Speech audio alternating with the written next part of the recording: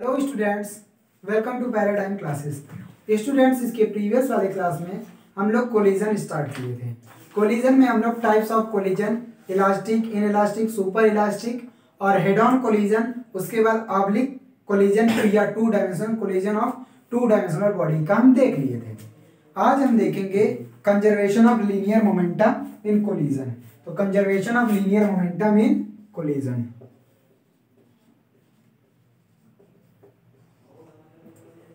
Conservation of linear momentum in collision. ये शुरुआत में ये कहीं प्रूफ करवाया मुझे, इसके पहले वाले शायद चैप्टर में था कंजर्वेशन ऑफ लीनियर मोमेंटम, जहां पे शायद हम पढ़ रहे थे एक्शन रिएक्शन, हाँ थर्ड लॉ, वहां पे प्रूफ करवाया हूँ। और लेकिन यहाँ पे वही है, कोलिजन का कॉन्सेप्ट लगा के ये कर रहा है। यहाँ पे है क्या, मान लेते हैं दो बॉडी हैं। एक बॉडी ये है ए, इसका मास m1, ये इनिशियल वेलोसिटी u1 से जा रही थी। एक बॉडी बी है, इसका मास m2, इसकी इनिशियल वेलोसिटी u2 था, ठीक। और ये दोनों सेम स्ट्रेट लाइन के लॉन्ग मूव कर रहे हैं। लेकिन यहाँ पे जो कंडीशन है, बॉडी ए का जो स्पीड है इनिशियल वो ज्यादा है, तभी तो ये उससे कोलाइड करेगा। तो ये तो बिफोर कोलिजन की केस है। लेकिन मान लेते हैं एट एन इंस्टेंट ये दोनों कोलाइड कर गए, तो यहाँ पे दोनों का कोलाइड का कंडीशन है। तो ये है m1, ये है m2। इस केस में अब जब कोलाइड करेंगे दोनों एक दूसरे पे फोर्स लगाएंगे, तो ये बी ए पे फोर्स लगाएगा, इसको बोलते हैं FAB। क्या? FAB, force on body A due to B. और ए बी एक्शन रिएक्शन से पता चलेगा कि ए भी बी पे फोर्स लगाएगा अपोजिट डायरेक्शन में, FBA, force on body B due to A. अब ये क्या है, बिफोर कोलिजन की केस है, बिफोर कोलिजन। और ये ड्यूरिंग कोलिजन, ड्यूरिंग कोलिजन। और उसके बाद आफ्टर कोलिजन, यहाँ इसके बाद यहाँ मैं आफ्टर कोलिजन यहाँ बना दे रहा हूँ इधर, ठीक, ये कंडीशन इधर। तो यहाँ पे क्या है, अब ए जो बी बॉडी है और यहाँ ए बॉडी, इसका मास m2 m1, तो कोलिजन के बाद इनके वेलोसिटी में तो फर्क आएगा। इनका वेलोसिटी v2 हो जाता है फाइनल वेलोसिटी, इनका v1 वेलोसिटी आ जाता है, ठीक। तो ये है बिफोर कोलिजन, ड्यूरिंग कोलिजन, और ये वाला केस आफ्टर कोलिजन है, आफ्टर कोलिजन। अब देखो, जब ये कोलाइड करेंगे तो मान लेते हैं ये जो कोलिजन का टाइम इंटरवल है वो डेल्टा टी टाइम, कितना, डेल्टा टी टाइम इंटरवल तक ये दोनों एक साथ रहे, कांटेक्ट में रहे। जो कोलिजन का टाइम है वो डेल्टा टी, यहाँ पे जो कोलिजन का टाइम है वो डेल्टा टी, हाँ डेल्टा टी टाइम तक वो कांटेक्ट में रहे। तो इनमें मोमेंटम में चेंज क्या आएगा, क्योंकि हम जानते हैं फोर्स चेंज इन मोमेंटम, जब ये कोलाइड करेंगे तो चेंज इन मोमेंटम, तो change in momentum, in momentum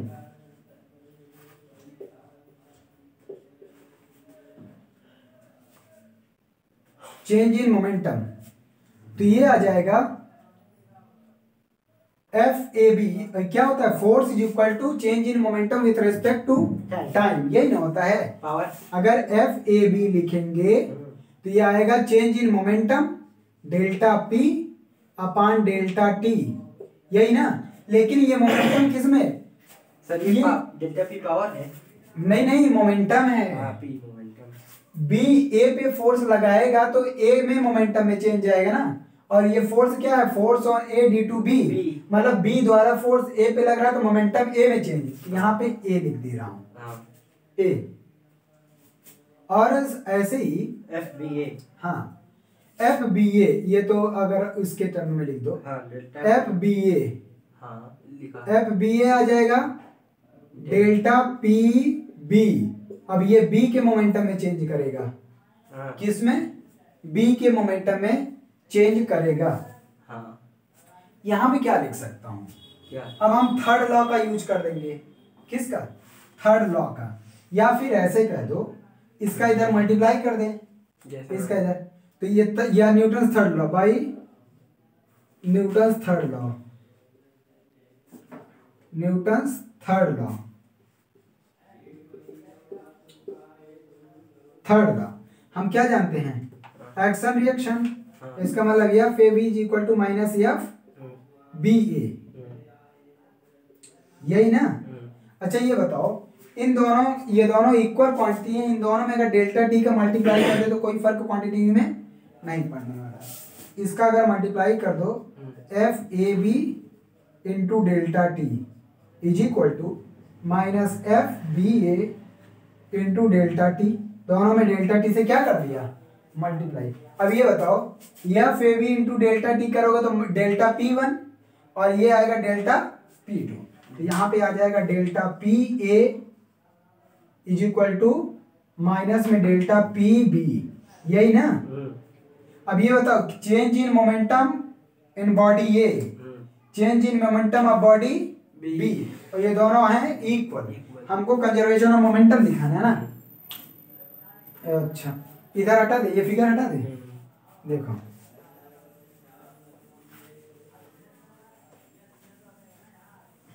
इधर चलो, तो ये आ जाएगा delta P A is equal to minus delta P B. अब ये बताओ, change in momentum, change in momentum मतलब final momentum minus final momentum, final velocity, mass multiplied by final velocity, और minus mass multiplied by initial, यही ना। ये final momentum पहली वाली बॉडी का, इनिशियल मोमेंटम फर्स्ट बॉडी का, यहाँ पे minus final momentum of second body M V two minus initial momentum of second body M two U two. Minus का मल्टीप्लाई करो, ये देखो माइनस का मल्टीप्लाई करोगे तो ये माइनस आएगा, इस माइनस को इधर कर लेते हैं, तो ये आ जाएगा m1 v1 plus m2 v2 is equal to minus minus ये हो जाएगा प्लस, और ये वाला माइनस इधर लाएंगे, ये भी plus, m1 u1 plus m2 u2। अब बताओ ये क्या है, ये फाइनल मोमेंटम फर्स्ट बॉडी का, फाइनल मोमेंटम सेकेंड बॉडी का, इनिशियल मोमेंटम फर्स्ट का, इसका मतलब total momentum after collision, total momentum before collision, that is total momentum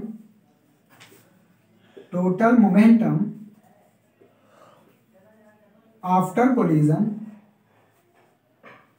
collision is equal to total momentum, linear momentum या momentum, total linear momentum before collision. इसका मतलब क्या हुआ कि मोमेंटम कंजर्व है पूरे सिस्टम ऑफ बॉडी का, that is total linear momentum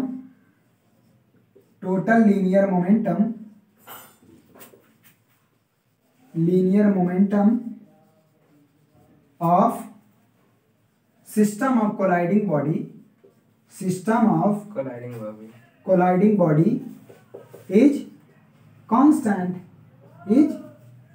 body is constant, यही क्या है, कंजर्वेशन ऑफ लीनियर मोमेंटम, यही क्या है, कंजर्वेशन ऑफ लीनियर मोमेंटम। तो यही लिख दो, कंजर्वेशन ऑफ लीनियर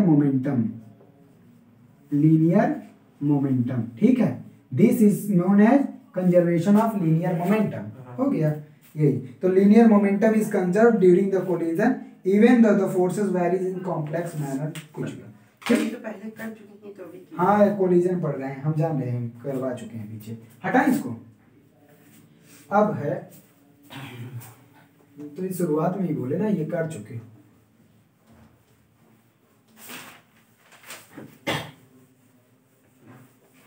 देख लीजिए सही से हो रहा है कि नहीं।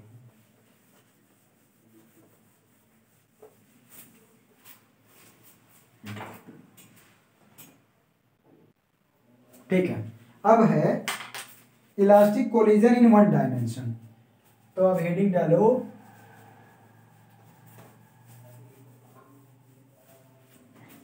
Elastic collision in one dimension.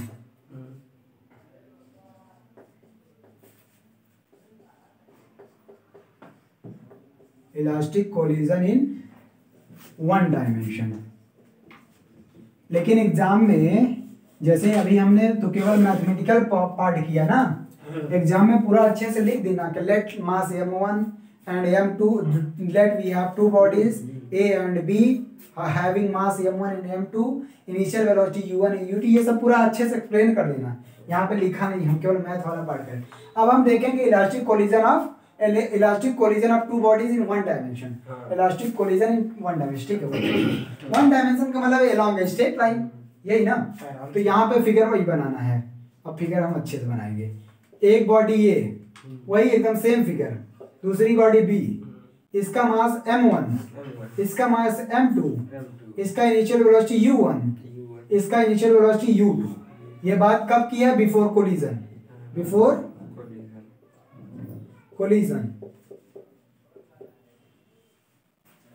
अब उसके बाद मान लेते हैं यहाँ पे कोलाइड करके दोनों, ठीक। ये A है, B m1 मास, m2 मास, तो B A पे फोर्स लगाएगा F A B, वही है एकदम फिगर सेम है। ये इस पे फोर्स लगाएगा F B A, ठीक। और मान लेते हैं ये कोलिजन का टाइम डेल्टा t है। और ये बात कब की है? During collision. कब? During collision. ड्यूरिंग कोलिजन मतलब कोलिजन के दौरान दोनों एक दूसरे पे एक्शन रिएक्शन फोर्स लगाएंगे, वो है। और उसके बाद after collision m1 body A, m2 body B, ये v2 वेलोसिटी से फाइनल और ये v1 वेलोसिटी फाइनल से मूव करने लगा। और ये है क्या? Final, sorry after collision. After collision, ठीक। ये सारी इनकी कंडीशंस हैं। अब हम क्या जानते हैं? इलास्टिक कोलिजन कल पढ़ा था। इलास्टिक कोलिजन का मतलब elastic collision is said to be elastic collision if linear momentum is conserved, kinetic energy is conserved, total energy is conserved, there is no loss of energy in the form of mechanical energy. तो बात समझ में आ? तो सबसे पहले क्या लगाएंगे? Linear momentum is conserved. तो in elastic collision as in elastic collision, in elastic नहीं लिख रहा हूं, इन प्रीपोजिशन है ये। In elastic collision momentum is conserve या linear momentum is conserve. Linear momentum is conserve as an elastic collision. हाँ, linear momentum is conserve, ठीक। तो लीनियर कंजर्वेशन लीनियर मोमेंटम लगा दो। क्या होता है? टोटल इनिशियल मोमेंटम मतलब m1 u1 plus m2 u2 is equal to total final momentum m1 v1 और प्लस m2 v2। बात समझ में आ? ये फर्स्ट इक्वेशन, ये by conservation of linear momentum, क्योंकि कंजर्व रहता है by conservation of linear momentum, जो पहला वाला। हाँ, conservation of linear momentum. Linear momentum यहाँ लिख देते हैं, शॉर्ट में लीनियर मोमेंटम लिखा है, ठीक। तो ये कंजर्वेशन ऑफ लीनियर मोमेंटम। और हम जानते हैं इलास्टिक कोलिजन में काइनेटिक एनर्जी भी क्या रहती है? कंजर्व रहती है। अभी कल ही पढ़े थे ना इलास्टिक और इनइलास्टिक कोलिजन की बात। इलास्टिक कोलिजन में एनर्जी भी वो काइनेटिक एनर्जी भी कंजर्व रहती है। इसको एक तरफ कर लो, m1 m2 को, m1 इधर लाएंगे तो आ जाएगा u1 माइनस v1 और m2 उधर लेके जाएंगे तो m2 is equal to v2 minus, हाँ v1 से कहा u1 नहीं कर रहे हैं, u1 से माइनस v2। u1 से माइनस, अरे तो मास कॉमन नहीं हो रहा ना, हम मास कॉमन करना चाहते हैं। मास ए का ये क्या है? Relative velocity of object, relative velocity of object 1 with respect to object B. B अभी नहीं आया ना, ये इसको अभी रहने दो, इसको इक्वेशन फर्स्ट ही मानो, इसी का है ना। इस ये आ गया इक्वेशन फर्स्ट। और इलास्टिक कोलिजन में काइनेटिक एनर्जी भी कंजर्व रहता है, तो kinetic energy is also conserve, इसमें काइनेटिक एनर्जी भी कंजर्व रहता है। तो कंजर्वेशन ऑफ काइनेटिक एनर्जी लगा दो। और कंजर्वेशन ऑफ काइनेटिक एनर्जी क्या बोलता है? Total kinetic energy before collision is equal to total kinetic energy after collision. तो यहाँ पे लिख दो इनिशियल काइनेटिक एनर्जी आई और फाइनल काइनेटिक एनर्जी, फाइनल का मतलब आफ्टर कोलिजन।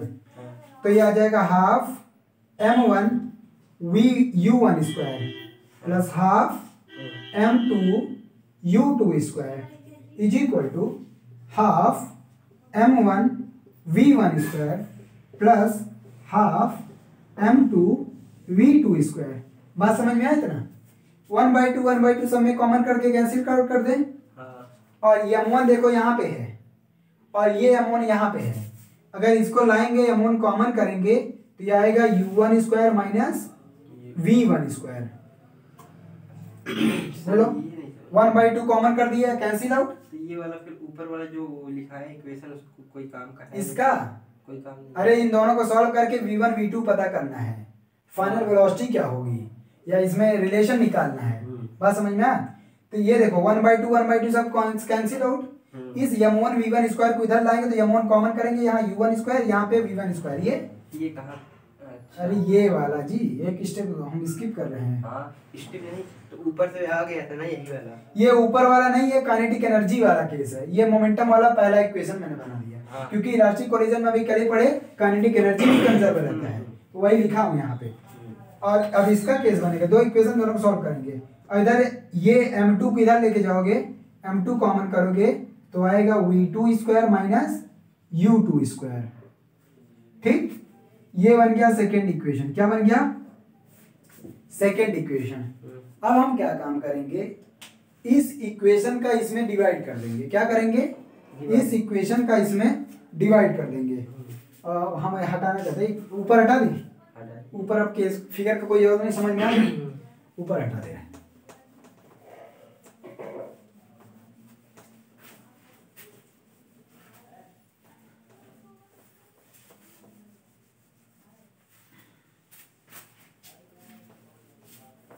देखो ये इक्वेशन 2 है, ये इक्वेशन 1 है। 2 डिवाइडेड बाय 1 कर दो। क्या? तो इक्वेशन 2 डिवाइडेड बाय इक्वेशन 1 तो क्या आएगा? 2 यहाँ है, m1 u1 square minus v1 square divided by m1 ये क्या है u1 माइनस v1। ठीक, वेक्टर नहीं ले रहे हैं, ऐसे ही मैग्नीट्यूड के फॉर्म में। और ये क्या है m2 v2 square minus u2 square. और ये क्या है m2 v2 माइनस u2। देखो क्या कैंसिल, अब तो इसकी जरूरत खत्म है, इसकी जरूरत खत्म है। इक्वेशन बताना भी, क्योंकि इक्वेशन में रख के ही तो सॉल्व होगा। देखो तो m1 कैंसिल। यहाँ देखो ये a square minus b square का फॉर्मूला लगेगा। u1 plus v1। हाँ तो u1 प्लस v1 बच गया। a minus b a plus b करोगे या तो एक स्टेप ये कर दो और क्या। नहीं ठीक है सर, हो गया, हम तो वही लिख लिए। हाँ ठीक है, लिखे तो प्लस u2 अपान v2 माइनस u2। तो ये इससे कैंसिल आउट हो जाता है। आएगा क्या? u1 plus v1 is equal to v2 plus u2। बात समझ में आया? इसका इधर लाओगे तो आएगा u1 minus u2, u1 minus u2 और ये क्या आएगा v2 माइनस v1। अच्छा ये बताओ ये क्या है? रिलेटिव वेलोसिटी पढ़े हो ना? हाँ। जब दो बॉडी रहती हैं, एक दो बॉडी का एक के रेस्पेक्ट में रिलेटिव वेलोसिटी निकालते हो। हाँ। अगर बॉडी 1 का रिलेटिव वेलोसिटी बॉडी 2 के रेस्पेक्ट में निकालना तो क्या करते हो? v1 minus v2। ये क्या u1 माइनस u2। ये relative velocity of object 1 with respect to b। ये रिलेटिव वेलोसिटी ऑफ फाइनल, ये relative velocity of object 2 with respect to 1 after collision. ये क्या आ जाएगा? इसका मतलब रिलेटिव, ये तो एक इक्वेशन बन गया। अब इसका मतलब क्या? Relative velocity of object A भी माने थे ना, object A with respect to B before collision is equal to relative velocity relative velocity of object B with respect to A after collision. ये जाके यहाँ पे क्या निकला, ये कंक्लूजन निकला कि जब कोई इलास्टिक कोलिजन होगा कि नहीं बॉडी के बीच में, तो आप डायरेक्ट अगर उसकी वेलोसिटी दे रखा है, मास कुछ नहीं, तो आप डायरेक्ट ये फॉर्मूला लगा सकते हो कि relative velocity of object A with respect to B before collision must be equal to relative velocity of object B with respect to A after collision. ठीक, ये इक्वेशन आ गया। हमको इसमें निकालना है क्या, हमको निकालना है कि v1 v2 मतलब कि velocities of object after collision. ठीक, तो ये और अच्छा, इसी को वेलोसिटी ऑफ अप्रोच और velocity of velocity of approach और वेलोसिटी ऑफ सेपरेशन बोला जाता है। कैसे? ये वेलोसिटी, ये रिलेटिव वेलोसिटी है, relative velocity of object one with respect to, इसको बोला जाता है velocity of approach before collision. और यहाँ पे वेलोसिटी ऑफ, क्योंकि जब देखे तो बॉडी जा रही है और लड़ेगी कब, कोलाइड कब करेगी, जब ये वाली बॉडी पहली वाली बॉडी जाके उसमें भिड़ेगी ना तेजी से, इसीलिए इसका रिलेटिव वेलोसिटी इसको बोलेंगे वेलोसिटी ऑफ अप्रोच, क्योंकि इसमें बॉडी ए जो है मतलब कि हाई स्पीड से बी पे जाके कोलाइड करती है, लेकिन आफ्टर कोलिजन के बाद दोनों सेपरेट फिर अलग अलग वेलोसिटी चलने लगती है, नहीं दोनों साथ तो चलती नहीं, इसलिए इसको बोलेंगे velocity of separation after collision. और सेपरेशन दोनों अलग हुई थी कि नहीं, फिगर देखो दोनों अलग हुआ है ना कोलिजन के बाद। हाँ। तो वो सेपरेशन, क्योंकि कोलिजन जब तक थी साथ में थी, कोलिजन के बाद दोनों अलग हुई कि नहीं, और इस रिलेटिव वेलोसिटी से ये क्या velocity of separation after collision होता है सेपरेशन, और वेलोसिटी ऑफ अप्रोच ये बिफोर कोलिजन होता है, दोनों पास में आती हैं तभी चलती है। हाँ, तो इसीलिए तो वेलोसिटी ऑफ अप्रोच कहा। इसका एक टर्म और लिख लो क्योंकि ये इंपॉर्टेंट है, यहाँ से क्वेश्चन, तो यही बात आ जाएगी, that is velocity of approach, velocity of approach, velocity of approach कैसा, बिफोर कोलिजन, बिफोर कोलिजन। अब ध्यान रखना, इसका बहुत इंपॉर्टेंट है कोएफिशिएंट ऑफ रेस्टिट्यूशन निकालने में। ठीक, बिफोर कोलिजन, क्योंकि इनइलास्टिक कोलिजन में अभी वो टर्म आएगा। ठीक, before collision is equal to velocity of separation, velocity of separation velocity of separation after collision. ठीक, ये बात ध्यान रखना। अब हमको वेलोसिटी निकालना है, क्या निकालना है, वेलोसिटी अगर v1 v2 निकालना है तो यहाँ से क्या करें, यहाँ v1 v2 में क्योंकि u1 u2 पता है हमको, लेकिन वो कोलाइड करने के बाद आफ्टर कोलिजन किस वेलोसिटी से गई ये अननोन है, वो हमको पता करना है। यहाँ तो मैंने सॉल्यूशन मतलब कि प्रूफ करने के लिए v1 v2 ले लिया, लेकिन अगर केवल इनिशियल वेलोसिटी दे रखा है, मास दे रखा है, अगर आफ्टर कोलिजन वेलोसिटी पूछेगा तो क्या निकालोगे, तो यहाँ से तो एक इक्वेशन से तो मिल जाएगा, बाकी जो दो इक्वेशन उधर थे उन इक्वेशन की मदद से हम v1 v2 कैलकुलेट करेंगे।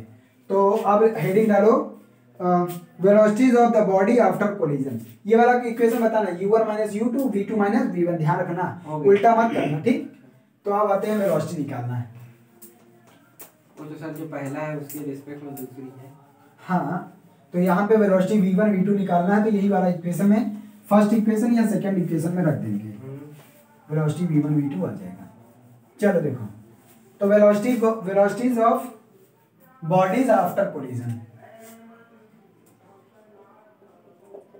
Velocities of body after collision,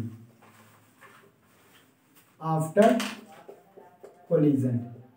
ठीक, आफ्टर कोलिजन। तो अभी अभी एक इक्वेशन लिखा था वेलोसिटी ऑफ अप्रोच, वेलोसिटी, पहले तीन इक्वेशन थे ना। पहला इक्वेशन क्या था, m1 u1 minus v1 is equal to m2 v2 minus u2, बोलो ये सही है। हाँ। ठीक है, ये पहला इक्वेशन था। दूसरा इक्वेशन क्या था, वहाँ m1 नहीं था। हाँ, वहाँ m1 नहीं था। अरे जी, ये पहला वाला इक्वेशन की बात कर रहा हूँ, m1 नहीं था। हाँ, पहले वाले में था। और एक इक्वेशन अभी अभी जो वेलोसिटी ऑफ अप्रोच और वेलोसिटी ऑफ वो क्या था, u1 minus u2 is equal to v2 minus v1। ठीक, ये था, और ये थर्ड इक्वेशन था क्योंकि सेकंड वाला काइनेटिक एनर्जी वाला बनाए थे, ठीक था ना। हाँ। यहाँ से हमको V1 V2 पता करना है, यहाँ से V2 की वैल्यू निकाल के इस इक्वेशन में रख दो। क्या V2 की वैल्यू निकालोगे तो आएगा, देखो V1 plus U1 minus U2, ये V2 आया। इस V2 की वैल्यू फर्स्ट इक्वेशन में रख दो। अरे यहाँ से V2 निकालो, अच्छा। ये V2 निकाल के फर्स्ट इक्वेशन में रख दो। Putting V2 in equation first, in equation first we have, क्या मिलेगा बताओ। ये आ जाएगा M1 U1 minus V1 M2। अब V2 की वैल्यू, ये V2 है ना, V2 यहाँ पे वो है, क्या है, वहाँ U2 है, U1 माइनस U2, वो V2 है क्या जो ये, हाँ V2 है, V2 है तो इधर V1 आएगा ना। हाँ तो V2 यहीं, V1 इधर प्लस में। ये देखो V2 की वैल्यू यहाँ से इसमें पुट करो तो आएगा V1 plus U1 minus U2, और माइनस U2 है ही आगे, तो ये आ जाएगा। हमको V1 की वैल्यू यहाँ से मिल जाएगा, आराम से मिल जाएगा। ये क्या आ जाएगा, M2 V1 plus U1 minus 2U2, ठीक। हमको क्या निकालना है, V1, तो ये है M1 U1 minus V1।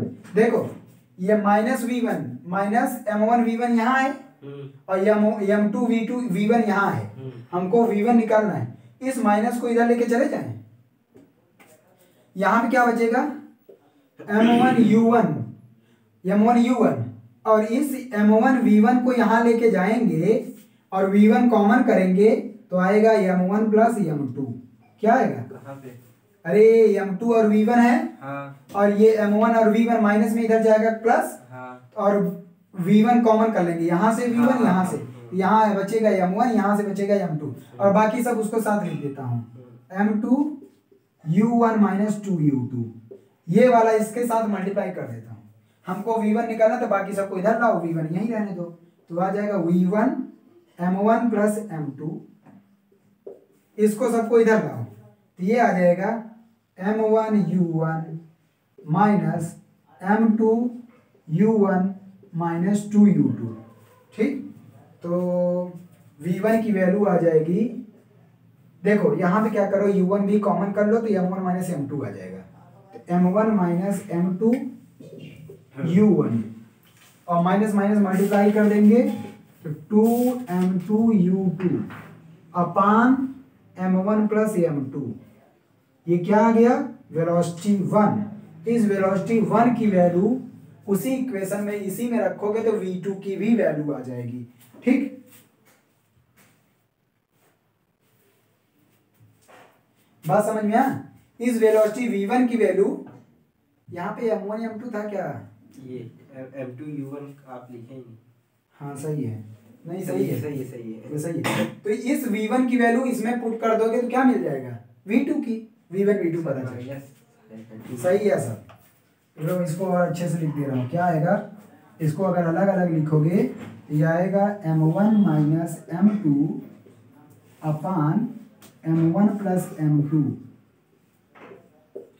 U1 और प्लस 2M2 अपान M1 प्लस M2 U2, ये आ गया। अगर यही V1 की वैल्यू उसमें रखोगे, इस थर्ड इक्वेशन में रखोगे, यहाँ देखो यहाँ पे U2 आ जाएगा, यहाँ पे 2M1 आएगा और यहाँ V1 आ जाएगा, आएगा सर। अरे यही वाला इसमें रखोगे तो यहाँ U2 आ जाएगा और यहाँ M1 आ जाएगा, यहाँ V1 आ जाएगा, U1 आ जाएगा, डायरेक्ट लिख दूँ। तो ऐसे ही सिमिलरली V2 आ जाएगा, M1 माइनस M2 रहेगा दोनों में, M1 माइनस M2, ये M2 माइनस M1 आएगा, यहाँ पे M2 minus M1, M1 plus M2, और इसमें मल्टीप्लाई हो जाएगा अब U2 की, किसकी, U2 की, और प्लस यहाँ 2M1 आ जाएगा और M1 प्लस M2, और इसमें मल्टीप्लाई हो जाएगा U1 का। ये आ गया क्या, velocity of bodies after collision. बात समझ में आया, ये आ गया, ठीक है, हो गया। अब इसी में स्पेशल केस है, स्पेशल केस कि जब दोनों बॉडी जो कोलाइडिंग बॉडी हैं अगर सेम मास के होंगे तो क्या आएगा। अगर एक रुका हुआ है, मतलब कि जैसे बॉडी ए है, बॉडी बी है, बॉडी बी अगर रुका हुआ रेस्ट में है इनिशियली, तब क्या कंडीशन आएगी। तो इसी में सब कुछ रख देंगे। बात समझ में आया? स्पेशल केस बता दें, रुको निकलवा दी, ये ना इधर।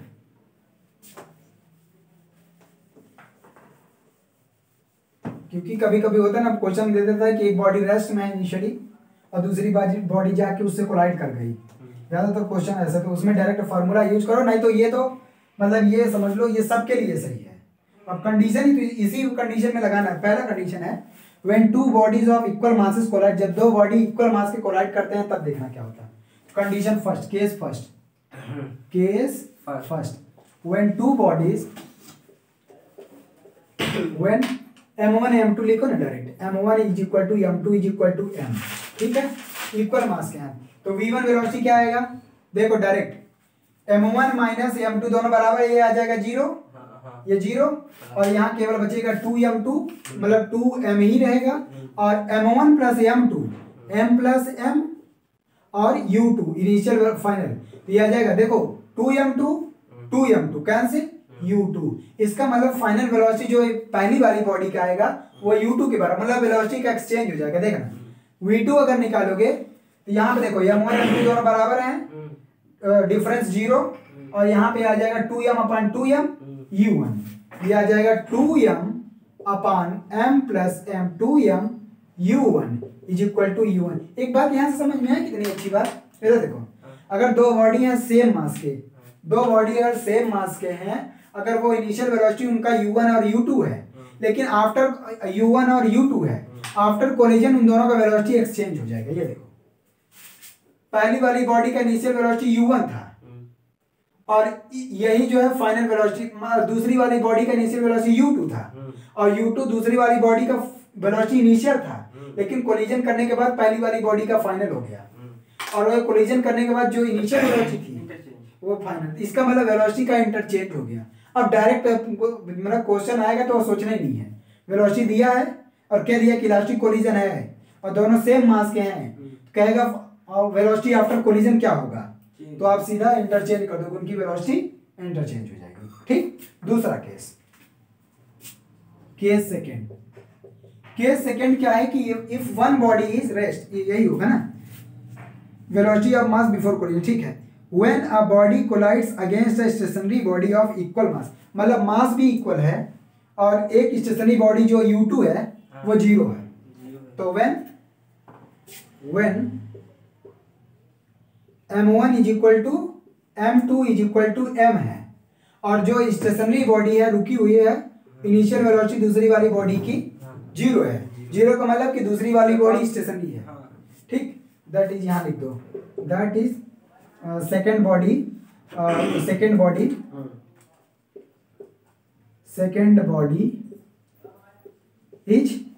स्टेशनरी,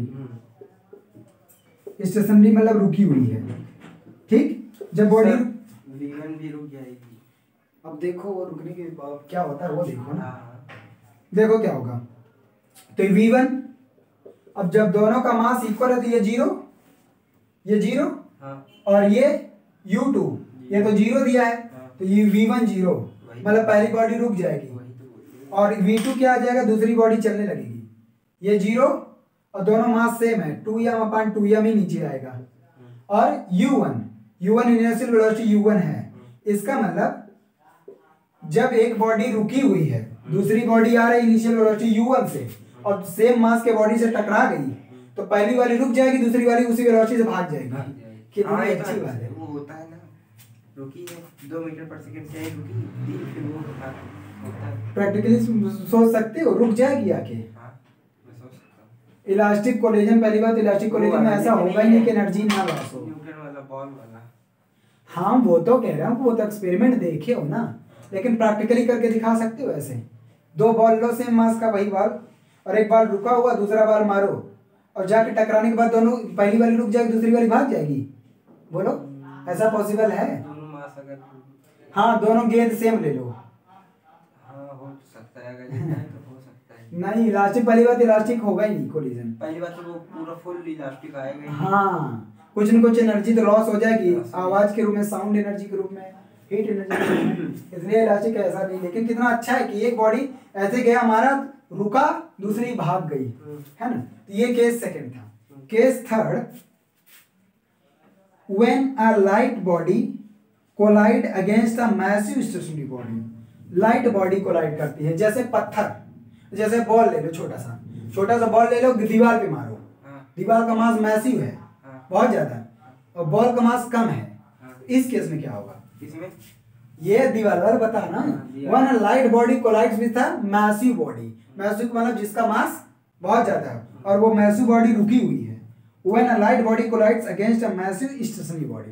तो केस थर्ड, ये हटाएं, ये हटा रहे हैं।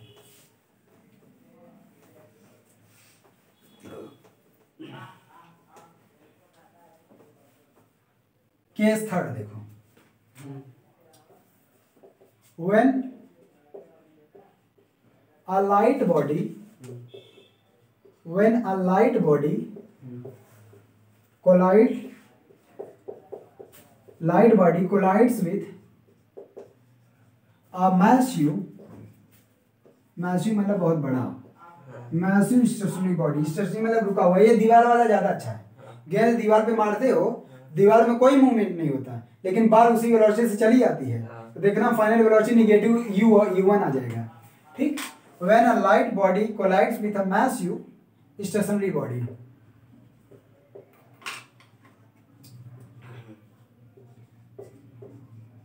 स्टेशनरी बॉडी, इस केस में क्या होगा? m1 जो है लाइट है, इसका मतलब m1 जो बॉडी है वो बहुत कम है m2 से, ठीक है। और जो दूसरी बॉडी है उसका इनिशियल वेलोसिटी 0 का मतलब कि दीवार का, और इसका इनिशियल वेलोसिटी है। तो इस केस में क्या आ जाएगा? v1 इज इक्वल टू, अब ये बहुत ज्यादा है, ये बताओ, m1 बहुत कम है, m1 बहुत कम है, m2 बहुत ज्यादा है, इन दोनों का डिफरेंस नेग्लिजिबल होगा कि नहीं होगा? इन दोनों का डिफरेंस, अरे भाई ये ऐसा मान लो, ये 1000 किलो का है, अब बाल तुम्हारा 5-7 ग्राम 100-200 ग्राम का होगा, यही नहीं होगा। ये 1000 किलोग्राम और 200 ग्राम, 1000 ग्राम में 200 ग्राम बढ़ा दोगे तो क्या फर्क पड़ेगा? और 1000 ग्राम में 200 ग्राम घटा दोगे, 50 ग्राम 100 ग्राम, तो क्या फर्क पड़ेगा? हाँ, तो वही कह रहे, नेग्लिजिबल में लगभग बराबर। तो ये दोनों क्वांटिटीज लगभग बराबर आ जाएगी। तो ये क्या, लेकिन ये निगेटिव है, m1 में से घटाया जा रहा है ना, ये निगेटिव में आएगा। तो ये यहाँ पे डायरेक्ट ये ना, इसको लिए पहले लिख दो। इस केस में m1 माइनस m2 जो आएगा, m1 माइनस m2 वो लगभग बराबर होगा माइनस m2 के, ठीक। हाँ, m2 के, और m1 प्लस m2 ये लगभग बराबर हो जाएगा m2 के। बात समझ में आया? तो ये आ जाएगा v1 की वैल्यू क्या आ जाएगी? ये निगेटिव आ गया, निगेटिव m2, और नीचे पॉजिटिव m2, और ये u1, और क्योंकि दूसरी बॉडी रुकी है ये 0, तो ये क्या आ गया? v1 is equal to minus u1। देखे, बॉल जो है और दीवार तो वही है, लेकिन बॉल जो है अगर हम ऐसे फेंक के मारते हैं बॉल को, तो अगर ये वाला डायरेक्शन बॉल का हम पॉजिटिव लिए हैं, जब वहां से लौट के आएगी, रिटर्न करेगी, तो वो निगेटिव होगा। वही है, इनिशियल वेलोसिटी अगर पॉजिटिव लिए हैं तो उसका अपोजिट डायरेक्शन में उसका फाइनल वेलोसिटी हो जाएगा। अच्छा, u2 का देखो, u2 का फाइनल वेलोसिटी कुछ फर्क पड़ेगा? देख लो, ये m2 माइनस m2, ये m2 नहीं, या प्लस m2, क्योंकि m2 से घटाया जा रहा है, तो ये m2 नीचे m2, और u2 इनिशियल वेलोसिटी 0 है उसकी, प्लस 2 m1 तो बहुत कम है ना, बहुत कम का मतलब नेग्लिजिबल है, और उससे 2m का डिवाइड करोगे एकदम नेग्लिजिबल। अरे वही समझो, ये 50 ग्राम कहाँ, और ये 1000 ग्राम, और 50 ग्राम में 1000 से डिवाइड करोगे 0 पॉइंट कितना आएगा? 0.00005। पहली बात तो उसको किलोग्राम में खुद कन्वर्ट करोगे, तो बहुत कम वैल्यू, मतलब u1 वेलोसिटी जो है, हाँ, ये लगभग 0 के बराबर हो जाएगा, होगा तो नहीं 0, हाँ, तो ये लगभग कितना आ जाएगा? m1 क्या है? m1 मास m1 अपान m1 प्लस m2, m2 ही लिख दीजिए वहां। हाँ, यहाँ m2 लगभग m2, और ऐड कर देंगे तो क्या ज्यादा ही नहीं होगा इसकी वैल्यू, और ये लगभग नेग्लिजिबल हो जाएगा, नेग्लिजिबल, ठीक, नेग्लिजिबल। तो ये आ जाएगा V2 is equal to simple 0, मतलब कि दीवार नहीं मूव करेगा, बात खत्म। यही था इसमें 3 क्या थे और क्या, अच्छा वे ना massive body collide against light. अरे बाप रे, क्या होगा सोचो, जब बहुत बड़ा पहाड़ समझ लो जो एस्टेरॉइड है वो आता है अर्थ पे और छोटे से बॉल से आके टकरा जाए तो क्या हाल होगा, इसी का उल्टा है। केस फोर्स लिखे, हटाएं केस फोर्स।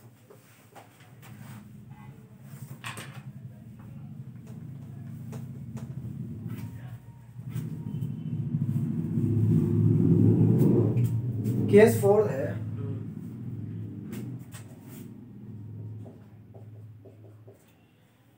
ये केस है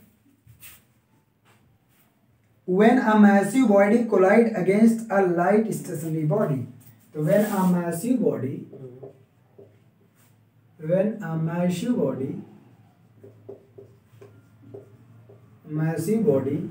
is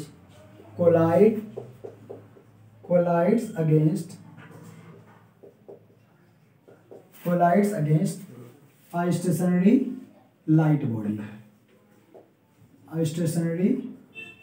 light body, लाइट मतलब हल्का, ठीक। तो इस केस में क्या होगा, M1 बहुत ज्यादा है, क्या है M1 बहुत ज्यादा है M2 से, और क्योंकि लाइट वेलोसिटी जो मैसिव M1 बहुत ज्यादा है तो उसकी वेलोसिटी U1 है, लेकिन जो दूसरी वाली वो लाइट बॉडी है उसका वेलोसिटी कम है। इस केस में क्या होगा, अच्छा इस केस में M1 M2 अगर निकालोगे तो M1 माइनस M2 लगभग किसके बराबर आएगा, M1 के, और M1 प्लस M2 ये भी लगभग किसके बराबर आएगा, M1 के, कोई भी फर्क नहीं पड़ेगा वो तो वेलोसिटी V1 पहली वाली बॉडी का फाइनल वेलोसिटी क्या आ जाएगा, ये दोनों M1 के बराबर है, M1 अपॉन M1, और U1 कितना है, U1 उसकी कुछ न कुछ वेलोसिटी है, और प्लस ये 2 और M2 का मतलब लाइट वाली बॉडी, तो 2M2 divided by M1 plus ये M1 कर दो या M1 प्लस M2 ही रख दो, और इसकी वेलोसिटी U2 0 है, ये तो 0, तो यहाँ पे V1 आ गया U1, देख रहे हो, पूरी वेलोसिटी अपना ट्रांसफर कर देगी लाइट बॉडी को, पूरी नहीं, ये फाइनल फर्स्ट की है ना, जो बड़ी वाली वेलोसिटी वो उसी वेलोसिटी से आगे की तरफ चलती चली जाएगी, उसी वेलोसिटी, लेकिन दूसरे वाले का क्या हाल करेगा ये देखो V2। इसका मतलब यही हुआ कि जिस वेलोसिटी से आ रही थी बड़ी वाली बॉडी मैसिव बॉडी और छोटी बॉडी, सिंपल सी बात है, बहुत बड़ा पहाड़ है या एस्टेरॉइड है और खूब बड़ा सा ऐसे तेजी से आ रहा है और उसके बीच में छोटा सा कंकड़ पत्थर या बॉल है, उससे टकराएगा तो उसके वेलोसिटी में क्या फर्क आएगा, कोई नहीं, वो अपने सेम वेलोसिटी से जाएगी, उसका वेलोसिटी में कोई फर्क नहीं आया, ठीक। जबकि सेकंड वाला देखो जो इससे टकराया उसका क्या हाल होगा, M1, तो ये आएगा यहाँ पे देखो, ये M1 अपान M1, U2 इनिशियल वेलोसिटी 0, ये आएगा 2M1 अपान M1 प्लस M2, और ये क्या आएगा U1, देख रहे हो M1 बहुत, हाँ M1 दोनों जगह है, कहाँ है M1 ऊपर वाला, हाँ ठीक है, M1 प्लस M2 उससे कोई फर्क बहुत ज्यादा नहीं पड़ेगा, नहीं तो लो ये कर दो, M1 कर देंगे तो M1 और M1 कैंसिल आउट, तो V2 इज इक्वल टू क्या आ गया 2U1, इसकी वेलोसिटी 2 गुना हो जाएगी, मतलब कि अगर बहुत भारी बॉडी U1 वेलोसिटी से आ रही है तो छोटी बॉडी से अगर हल्की बॉडी से टकराएगी तो हल्की बॉडी की स्पीड उसकी स्पीड का 2 गुना हो जाएगी। ये तो दूसरे वाले की इनिशियल है ना, दूसरे वाले की फाइनल है, हाँ। और ये पहले वाले की इनिशियल है, हाँ। तो पहली वाली जो बड़ी वाली खूब बॉडी हाँ। जिस स्पीड से आ रही थी उसके 2 गुने स्पीड से छोटी वाली बॉडी भाग जाएगी, मतलब ऐसा समझो अगर खूब बड़ा सा ये है और छोटी सी बॉडी ये है, अगर ये 10 मीटर पर सेकंड की स्पीड से मान लेते हैं आ रही है 10 मीटर और ये इससे टकराएगी, इसकी स्पीड हो जाएगी 20 मीटर पर सेकेंड, और इसकी स्पीड टकराने के बाद इसकी 10 रहेगी, यही बात हुआ ना, टकराने के बाद इसकी 10 ही रहेगा, लेकिन छोटी वाली बॉडी का स्पीड 20 मीटर पर सेकेंड हो जाएगा, ठीक। ये सारे इसके केस थे। अब आते हैं perfectly in elastic collision in one dimension. अभी तक हम लोग पढ़ रहे थे इलास्टिक कोलिजन, क्या पढ़ रहे थे, इलास्टिक का मतलब जिसमें काइनेटिक एनर्जी कंजर्व रहती है और जिसमें टोटल एनर्जी और मोमेंटम कंजर्व रहता है। अब परफेक्टली इन इलास्टिक कोलिजन, और इन इलास्टिक कोलिजन में क्या रहता है, काइनेटिक एनर्जी कंजर्व नहीं रहती है। मोमेंटम तो कंजर्व रहता है लेकिन काइनेटिक एनर्जी कंजर्व नहीं रहता। ठीक, चलो देखते हैं।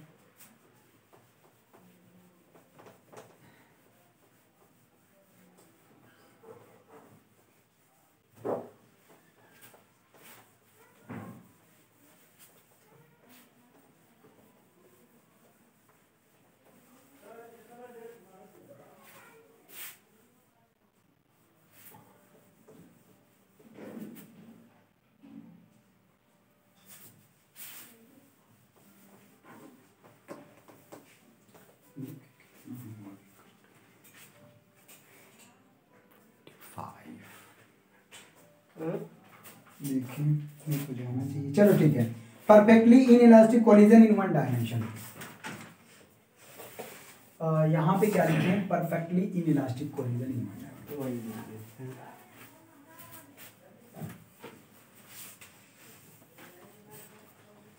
Perfectly in elastic collision, in elastic collision in one dimension, in one dimension। अब ये परफेक्टली इन इलास्टिक है। इन इलास्टिक का मतलब कि मोमेंटम तो कंजर्व रहेगा लेकिन काइनेटिक एनर्जी कंजर्व नहीं रहेगी। और इन इलास्टिक कोलिजन का मतलब क्या होता है बताओ? इन इलास्टिक कोलिजन कैसी कोलिजन होती है?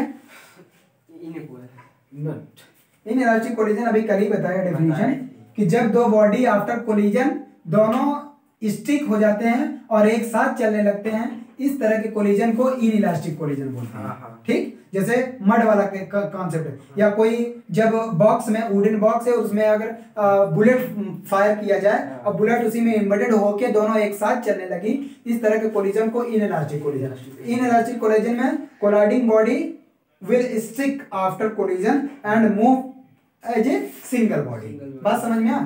तो चलो इन इलास्टिक कोलिजन का केस देखते हैं। मान लेते हैं बॉडी ए है, इसका मास m1 है, ये बॉडी बी है, इसका मास m2 है, इसकी वेलोसिटी इनिशियल u1 है, इसकी इनिशियल वेलोसिटी u2 है, और आफ्टर कोलिजन ये दोनों एक साथ हो गए, ए और बी है ना, एक साथ हो गए, ये m1 m2। लेकिन अब दोनों एक साथ मान लेते हैं फाइनल वेलोसिटी v से, क्योंकि अब एक ही वेलोसिटी मानेंगे, v1 v2 मानने की जरूरत नहीं है।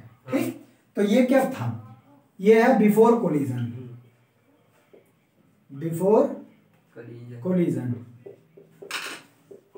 और ये कब है, after collision. In elastic collision में यही होता है, दोनों चिपक के एक साथ चलते हैं। इन ये आफ्टर कोलिजन।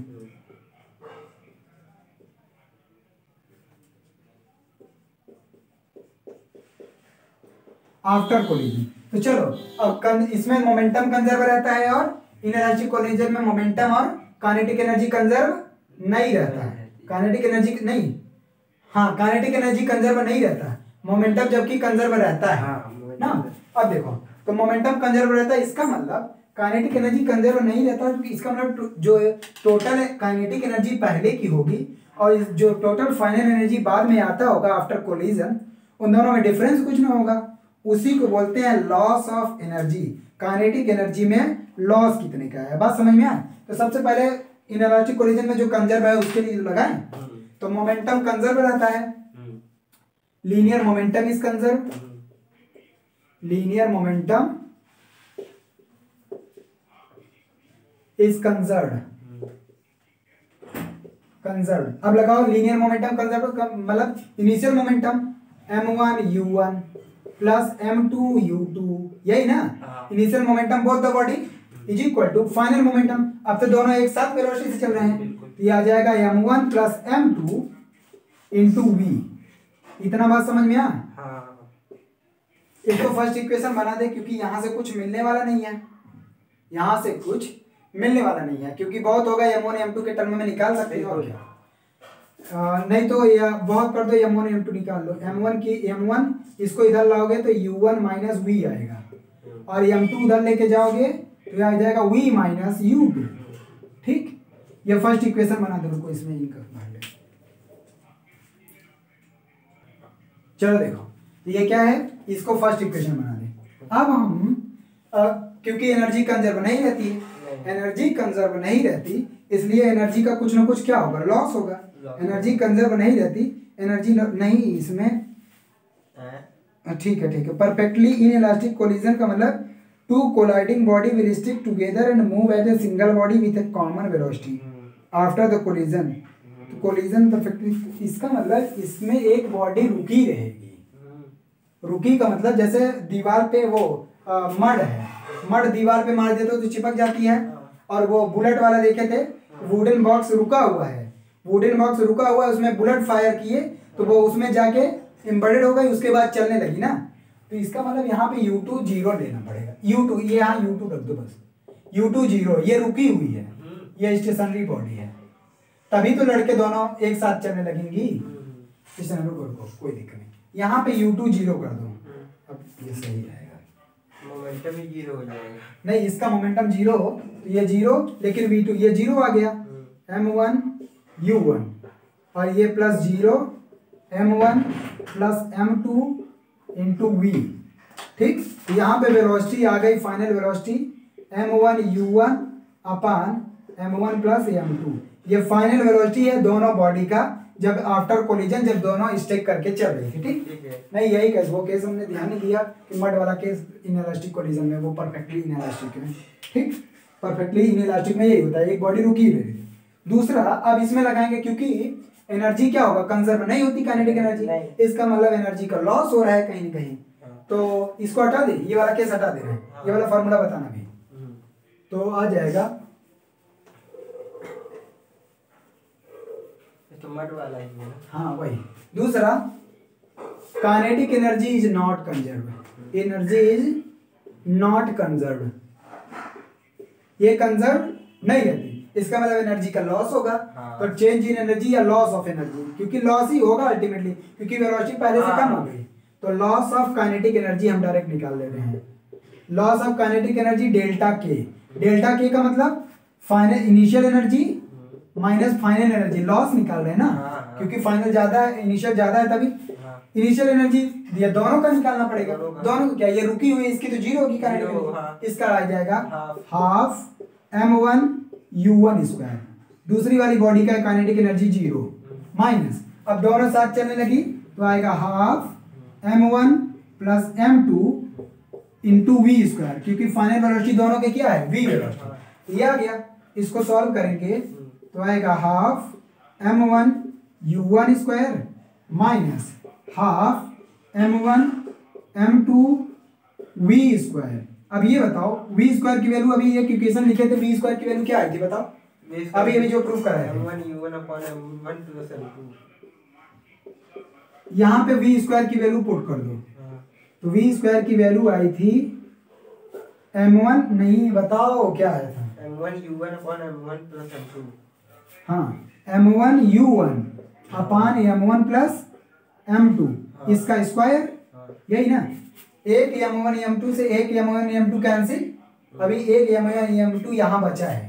ठीक, अभी इस सॉल्व नहीं हुआ, ऊपर हम हटा रहे हैं, ऊपर हटाएं, ऊपर फिगर हटा दे रहे हैं।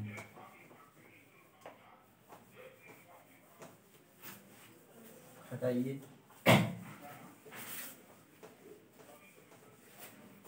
देखो तो ये आ जाएगा डेल्टा के, लॉस ऑफ एनर्जी। तो यहाँ पे देखो, यहाँ बचेगा half M1 U1 square minus half, ये बचेगा M1 square U1 square upon M1 plus M2, एक ही ना बचा, इसका एलसीएम लेके क्या आएगा 1/2, 2 आएगा M1 प्लस M2, यही ना। M1 प्लस M2 का इसमें मल्टीप्लाई कर दो, नहीं तो ऐसा करो M1 U1 स्क्वायर कॉमन कर लो, यहाँ पे है ना, तो M1 U1 स्क्वायर कॉमन कर लो, यहाँ बचेगा 1, इसका मल्टीप्लाई इधर करोगे तो आएगा M1 plus M2 minus M1 U1 square common कर लिए तो एक M1 बचेगा, एक M1 यहीं लिख दो, ये आ गया। अब देखो क्या कैंसिल, M1 से M1 कैंसिल, ये आ गया M1 M2 अपान 2 M1 plus M2 into U1 square, यही क्या आ गया, लॉस ऑफ काइनेटिक एनर्जी, यही क्या आ गया, लॉस ऑफ काइनेटिक एनर्जी। तो लॉस ऑफ काइनेटिक एनर्जी कितने का आया? लॉस नहीं आया क्या समझ में? कहाँ पे? लॉस ऑफ काइनेटिक एनर्जी आ गया 1/2 m1 m2 अपान m1 plus m2 u1 square. क्या नहीं समझ में बताओ? यही है लॉस ऑफ काइनेटिक एनर्जी।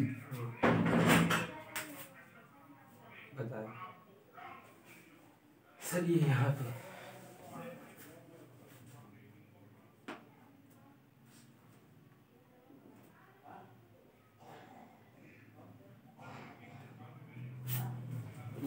ये वैल्यू पॉजिटिव, इसका मतलब कि ये एनर्जी दिस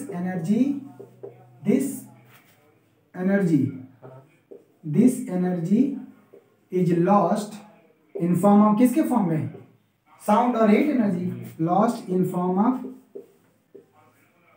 साउंड और heat energy, sound and heat energy. बोलो क्या नहीं समझे? हाँ क्या नहीं था? यहाँ ये 2 m1 m2 कॉमन था। हाँ तो उधर कॉमन, इसका एलसीएम लिए तो इसमें m1 m2 का मल्टीप्लाई करेंगे। हाँ। m1 u1 स्क्वायर कॉमन कर लिए, यहाँ पे भी है m1 u1 square. m1 u1 ले लिए तो यहाँ कुछ नहीं बचा, 1 बचा। 1 का मल्टीप्लाई m1 प्लस m2 में करेंगे, यही आएगा। माइनस यहाँ m1 u1 स्क्वायर ले लिए तो एक m1 बचा, वही लिखा। m1 से m1 कैंसिल, m2 आ गया, या m1, तो 1/2 m1 m2 अपान m1 प्लस m2, यही क्या आ गया? Loss of kinetic energy. अच्छा इसमें ओके, तो ये कंडीशन ये दिया हुआ कि मास अगर बहुत ज्यादा है, जैसे दूसरी वाली बॉडी जिससे चिपक गया है, अगर उसका मास बहुत ज्यादा है, उस केस में क्या होगा? इसको बना दो कि दिखा दूं, फाइनल और इनिशियल। अच्छा अभी फाइनल और इनिशियल काइनेटिक एनर्जी निकाला था ना, देख लो चाहे तो, हटाऊं इसको? देख लो, एक चीज और है, थोड़ा सा सुविधा दिखाना है कि कब पता चलेगा कि टोटल एनर्जी लॉस कर देगी। तो देखो, final kinetic energy upon initial kinetic. Final kinetic energy क्या आता है? Half m1 m2 v square. Initial kinetic energy half m1 u1 square, यही ना? 1/2 से 1/2 cancel, m1 plus m2 v square की वैल्यू क्या थी? m1 u1 अपान m1 प्लस m2 का होल स्क्वायर, यही ना? Upon m1 u1 square. ठीक है, देखो क्या कैंसिल होगा? k final upon k initial is equal to एक m1 प्लस m2 से कैंसिल, ऊपर आएगा m1 square u1 square upon m1 plus m2। ठीक, नीचे आएगा m1 u1 स्क्वायर, एक m1 से एक m1 u1 स्क्वायर से u1, ये आ जाएगा m1 अपान m1 प्लस m2। अब यहाँ से कंक्लूजन देखो, इसका मतलब k final upon k initial अगर निकालना हो तो m1 अपान m1 प्लस m2, ये इनइलास्टिक कोलिजन की बात है, सबके लिए नहीं करना है, इसलिए क्वेश्चन पढ़ना तो ध्यान से देख लेना कौन सा कोलिजन कहाँ है। अब केस फर्स्ट इसमें देखो, केस फर्स्ट क्या बनेगा? इफ m1 मतलब जो बॉडी टकरा रही है, जिसकी वेलोसिटी है वो अगर बहुत ज्यादा है, उस केस में m1 प्लस m2 लगभग किसके बराबर हो जाएगा? m1 प्लस m2 लगभग m1 के बराबर। इस केस में दोनों की मतलब कि जो काइनेटिक एनर्जी टोटल इसकी है वो सेम काइनेटिक एनर्जी से फाइनल भी चले। इस केस में k इनिशियल लगभग हो जाएगा बराबर k फाइनल का, सिंपल सी बात है। ठीक है, ये दूसरा केस सेकंड क्या लिख सकते हैं हम? इफ जो रेस्ट में बॉडी है, रुकी हुई है, उसका मास अगर बहुत ज्यादा हो, ये बहुत ज्यादा हो, जो रेस्ट में है, रुकी हुई, इस केस में क्या होगा? यहाँ देखो, m1 प्लस m2 लगभग अब किसके बराबर हो जाएगा? m2 के, बोलो, और m1 नेग्लिजिबल। इस केस में k final upon k initial लगभग बराबर हो जाएगा, ये देखो m1 अपान m2, और ये नेग्लिजिबल लगभग 0 के इक्वल हो जाएगा। इस केस में वो टोटल काइनेटिक एनर्जी क्या कर देगी? लॉस कर देगी। क्या? फाइनल एनर्जी क्या आ जाएगी पूरी बॉडी की? 0। इसका मतलब रुक जाएगी, सिंपल सी बात है। मतलब ये कि जैसे दीवार है, दीवार में आप एक उसका मिट्टी वो मिट्टी का वो ले लो, गेंद बना लो या मड ले लो, मड का बना लो और उसको ऐसे मतलब मास ऑफ लार्ज, या में 2 का मतलब बहुत बड़ी बॉडी, ऊपर के एफ है फाइनल, ठीक। यहाँ पे वो चिपक जाएगा और टोटल एनर्जी उसकी लॉस है। सिंपल सी बात है, कीचड़ कीचड़ उठा के उस पर दीवार पे मार दो वो चिपक जाएगा। हाँ। और दोनों मूव करना बंद कर देंगे, मतलब टोटल एनर्जी उसकी क्या हो गई, लॉस हो गई। हाँ। हो गया ये सारी कंडीशन। अब हम देखेंगे इलास्टिक कोलिजन इन 2 डायमेंशन।